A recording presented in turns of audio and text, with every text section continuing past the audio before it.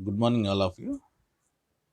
So, this is the eighth video lecture on induction motor drives in the PhD subject.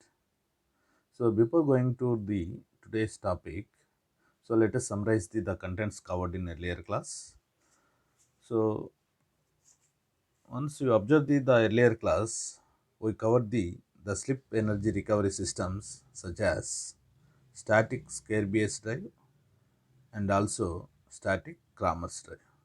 So, those two schemes are discussed thoroughly along with some numerical problems. Now we see the today's topic, which is the vector control of induction motor. So before going to the vector control of induction motor, let's have a brief discussion about the speed control of induction motor here.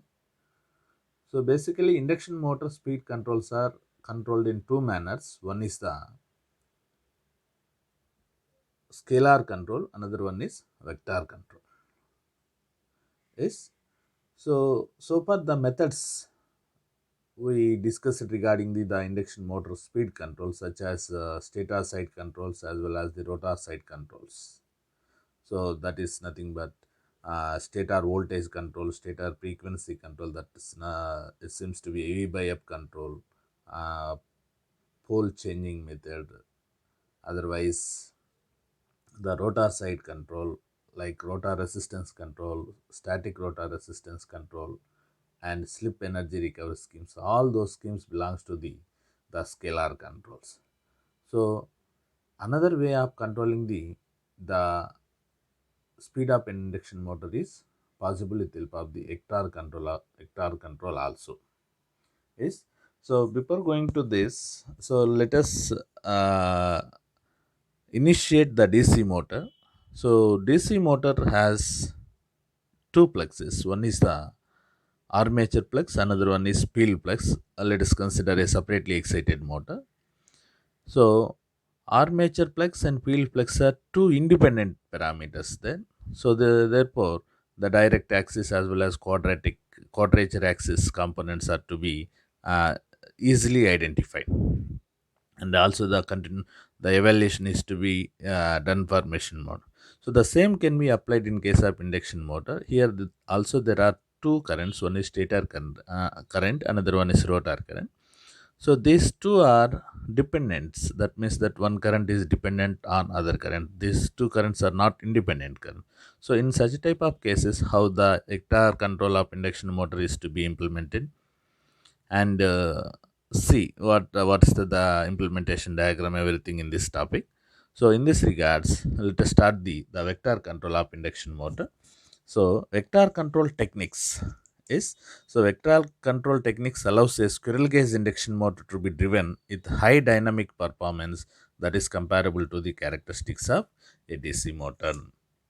So DC motor, why you are compared here is those are two independent plexes and independent currents. Those two plugs, the field plugs as well as armature plugs, are exactly quadrature, exactly 90 degrees with each other. So the, but here you observe the rotor and stator currents. These are not independent currents. So in this case, how the methodology is to be taken into consideration. So therefore, the main features of vector control induction motor drives are, see here, high transient current capability. That means that during the operation of the system, any unsustainable currents which are present in the system, the drive has caliber to adjust those current. And also the increased speed range. Increased speed range means, so it, due to the variation of the controllers, it gives the unbelievable speeds and also lower inertia. So these are the main features of the vector control of induction motor. Let's go for the block diagram of induction motor vector control. So here the induction motor is fed through the inverter, whose control strategy is a vector control strategy. And you see here IDS star, it is the stator direct axis current, and this one is the stator quadrature axis current. Yes. So these reference signals are processed through vector control through inverter, and the induction motor speed is to be controlled.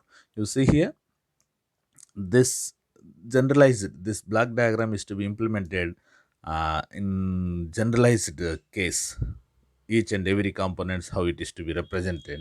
So see this the induction motor vector control implementation diagram. In this it has two parts. The left part is the control part and right part is the machine part, and which is separated by inverter unity gain. Yes. So in this inverter unity gain, the control as well as the machine model both are to be attached here. So in this regards, let us see here the IDS, IDS star, stator direct axis current and stator quadrature axis current. So these two currents are coming from the microprocessors or microcontrollers or DSP controllers, and these two reference signals are coming, and these signals are to be converted. These reference signals are to be converted into direct stator direct axis as well as stator quadrature axis components like IDA star and IQA star, and after this the two phase direct axis as well as quadrature axis stator currents are to be converted into a three phase currents, ABC currents, with help of a suitable transformation technique, that is the two phase to three phase transformation. And this transformation gives the IA, IB, IC. This is the input to the induction motor currents, which are processed through the inverter unity gain, so that the IA, IB, IC again converted into a, a three phase to two phase transformation with the help of the Parks transformation model. See here, and this ABC to direct as well as quadrature axis stator currents again, and these currents are to be processed through a controller here, where it converts the direct axis as well as quadrature axis stator currents into the machine DQ model, that is synchronous rotating reference frame. So with help of a is a reference signal of cos theta e as well as sin theta e. These two signal, with help of these two reference signals, it is to be converted into IDS and IQS. So these are process develop the machine model. Machine model is nothing but a synchronous rotating reference frame. So it's a DQ model. Yes, again here has a transformation as well as inverse transformation. Yes. So you observe the behavior of the IDS and IQS. These two are exactly perpendicular. That is the direct axis as well as quadrature axis stator currents are exactly perpendicular to each other. So it a speed of omega e. Yes, this is the complete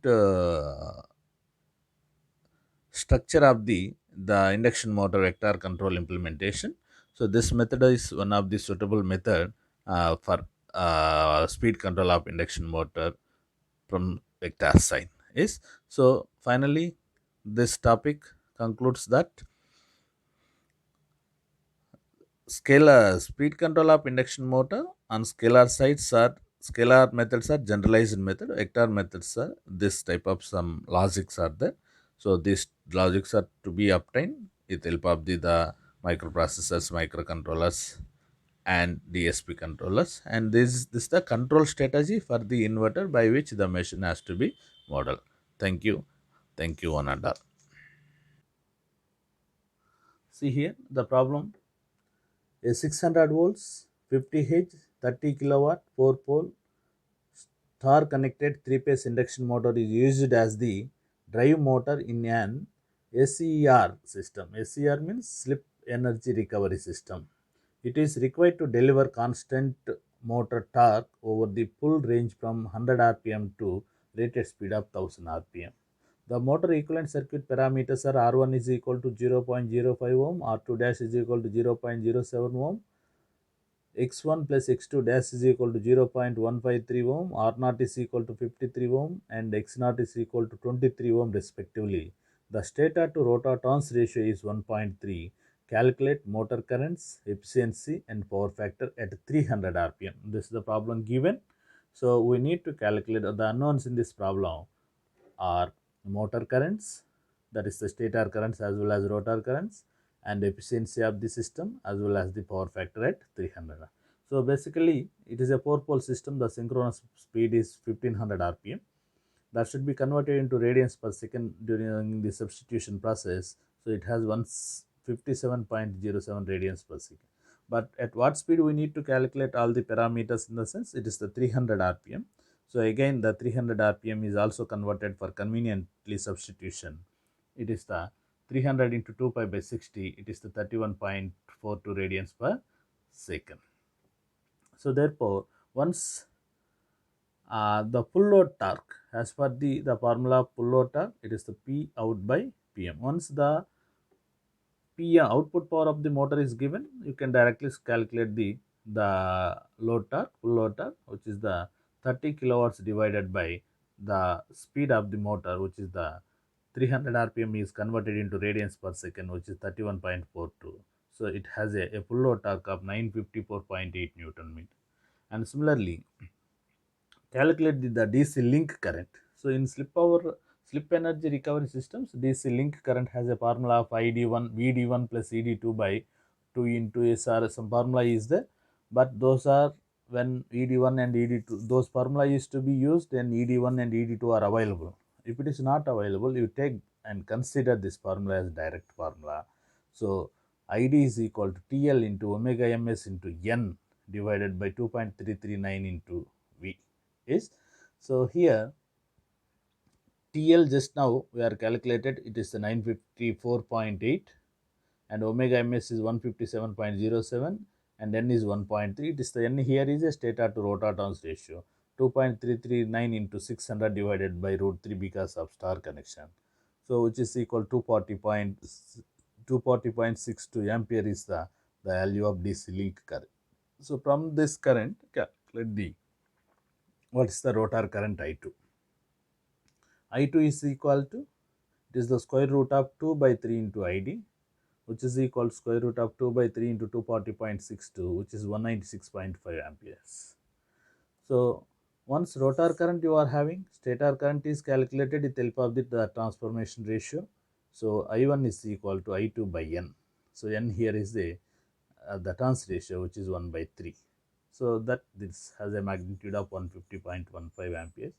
And similarly, stator magnetizing reactance is given, so that magnetizing current is also possible to calculate, voltage divided by the X naught, it is the 15.06 amperes. So there, so far we calculated all the motor currents, which are rotor current, stator current, as well as stator magnetizing current. Similarly, efficiency. Output power is directly given. Calculate the input power. For input power, it is the output power plus losses. So stator copper loss. What are the stator copper loss? So 3I1 square R1 is, so rotor copper loss 3I2 square R2. So all parameters are available here, and here in problem R2 dash is given. It is referred to stator side. You can convert that into rotor side divided by n square turns ratio. So this has a 0.041 ohms. So therefore input power is equal to output power plus stator copper loss plus rotor copper loss, which has an value of 38,177 watts. So therefore efficiency is equal to P out by P in into 100. To substitute all the L's, it has a 78.58%. And similarly, one more parameter we need to calculate, that is the power factor.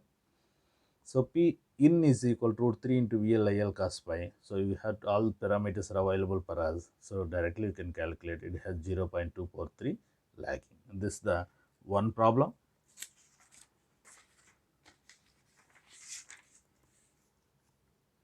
Another one, see here, a SCR control, slip energy recovery system, control slip ring induction motor drives a pan load having a characteristics of TL is equal to K into N square. So per pan load at any cost, T is directly proportional to square of the voltage. Voltage is directly proportional to the speed. So TL is directly proportional to N square. Otherwise, TL is equal to K into N square. The motor is rated at 440 volts, 50 H, 100 kilowatt. The speed is to be controlled from a rated value of 1420 rpm to 750 rpm.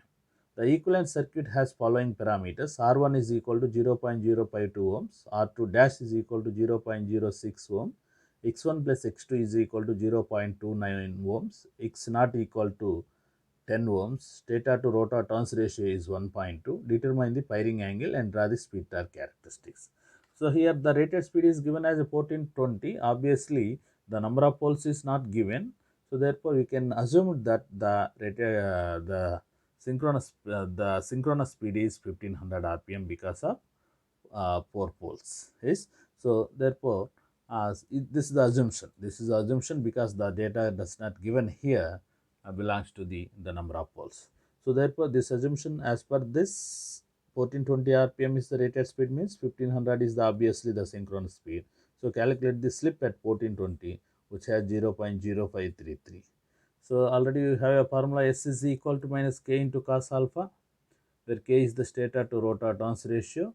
So substitute the S and K and calculate the cos alpha, which is equal to 92.52 degrees. So similarly, slip at another speed, it is the 750 rpm. So S is equal to 1500 minus 750 divided by 15, it is the 0.5.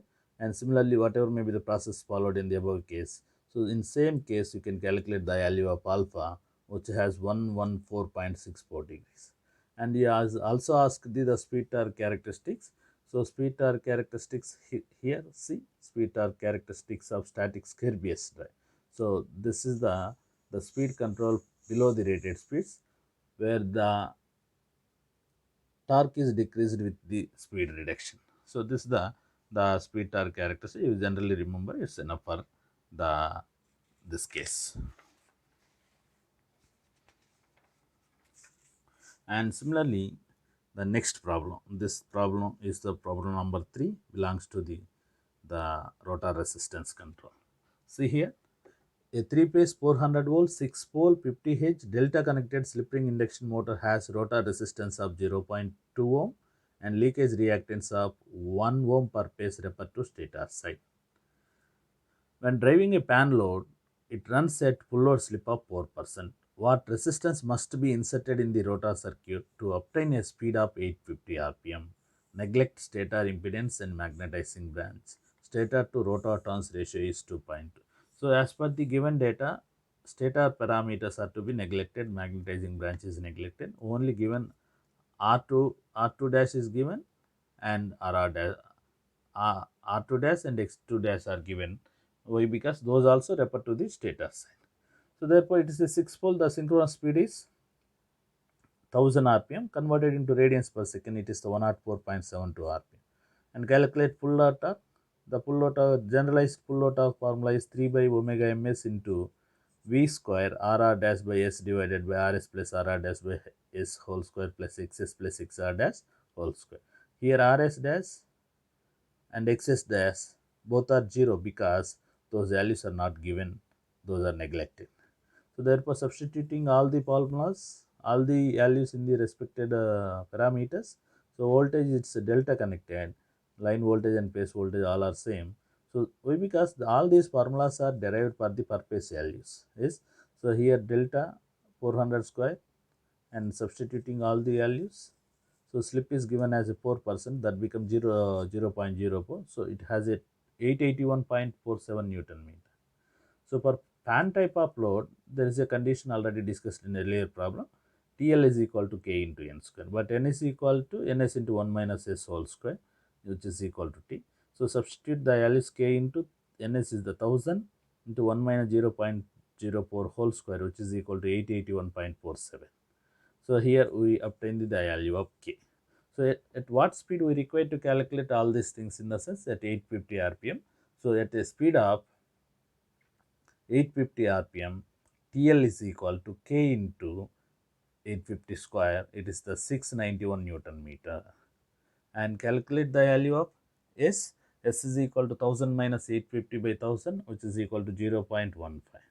So and at a constant system or an equilibrium condition, T is equal to TL. So the external resistance which is initiated in the rotor side, we need to calculate that. So that should be a part of the existing rotor resistance. So that is the reason where the existing rotor resistance is there. you can add the external resistance term to the existing rotor resistance, so that the torque equation has to be written 3 by omega ms into v square into rr dash plus re by s divided by rr dash plus re by s whole square plus xr dash whole square is equal to Tm, where Re is the external resistance.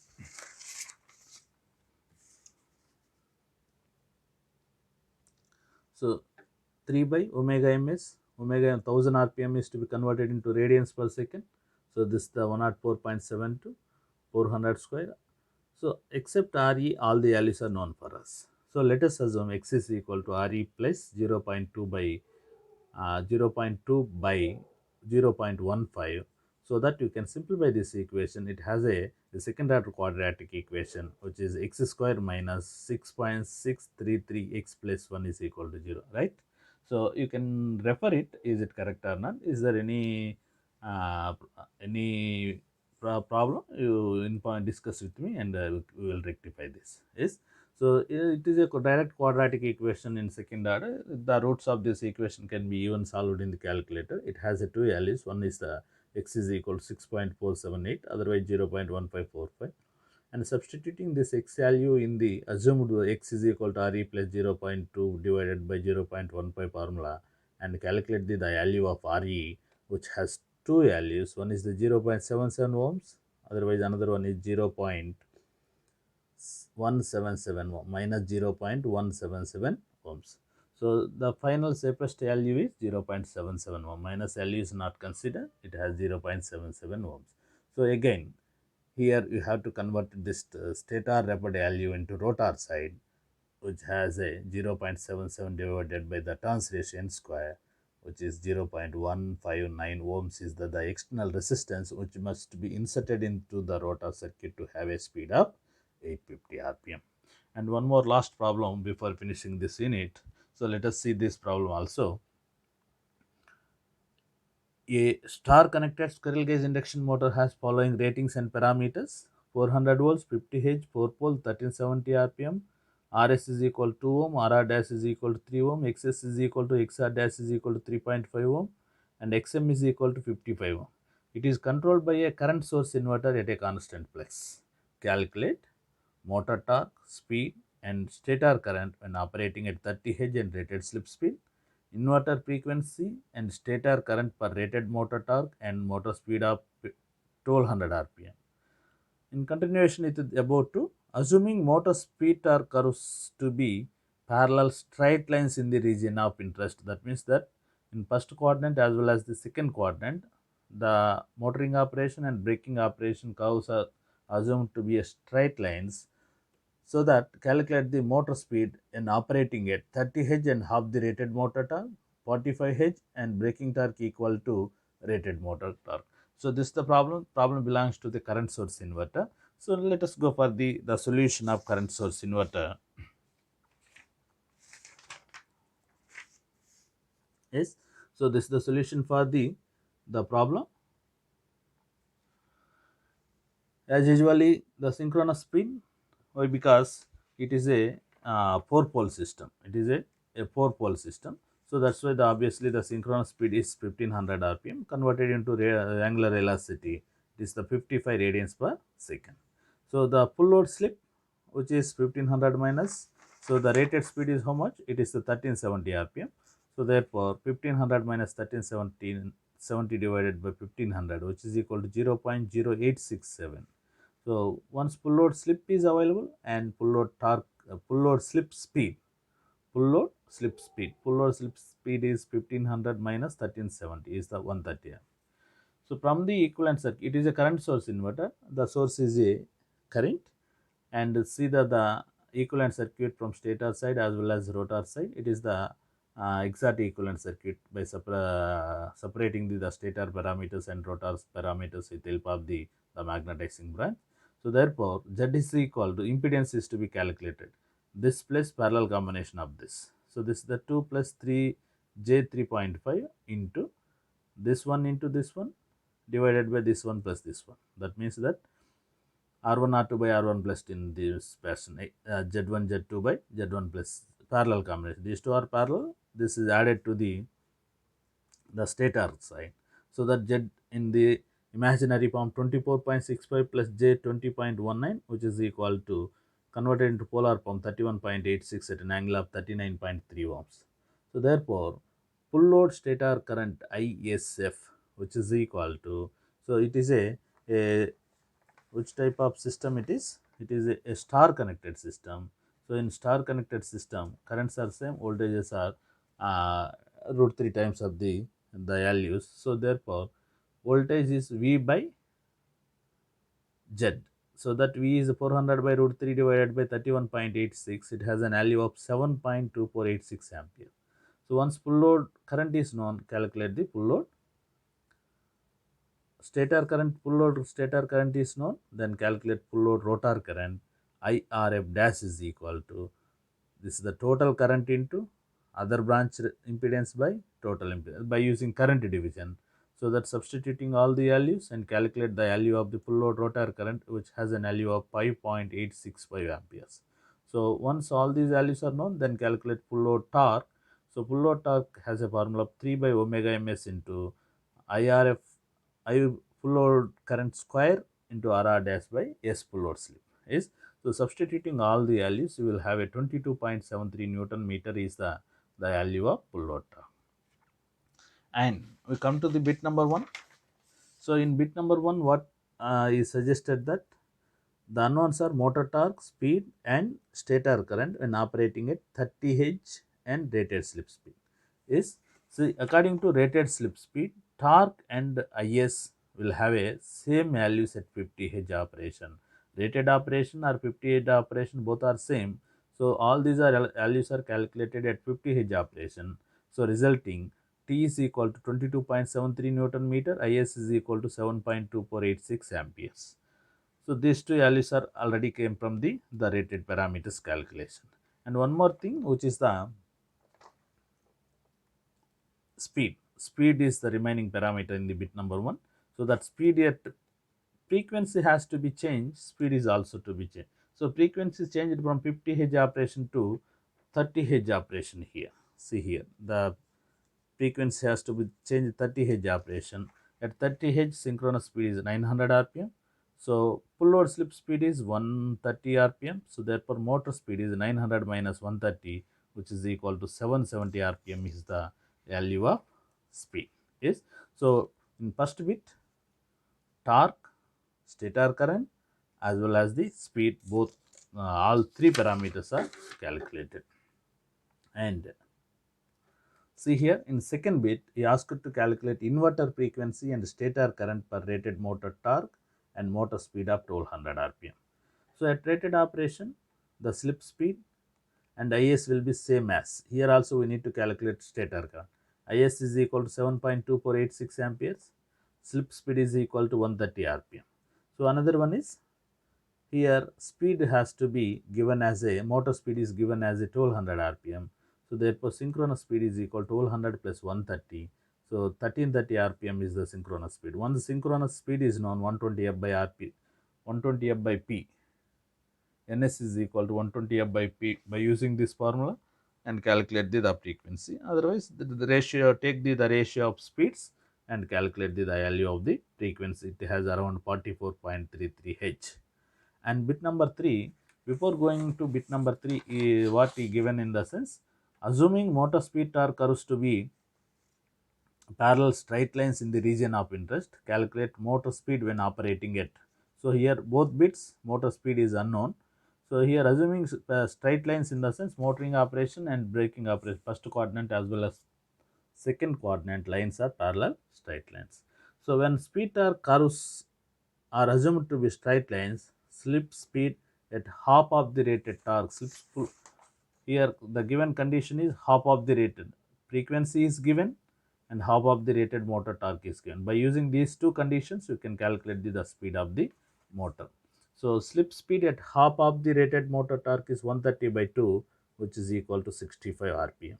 At 30 H, synchronous speed is 900 rpm, therefore motor speed is equal to 900 minus 65, 835 rpm is the value of motor speed. So another case which is given as this the 45 H and braking torque equal to rated motor torque. So at rated braking torque, slip speed is minus 130 rpm. So at 45 H, the ns is 1350 rpm and motor speed is equal to this 1350 plus 130, 1480 rpm is the motor speed at the frequency of 45 H.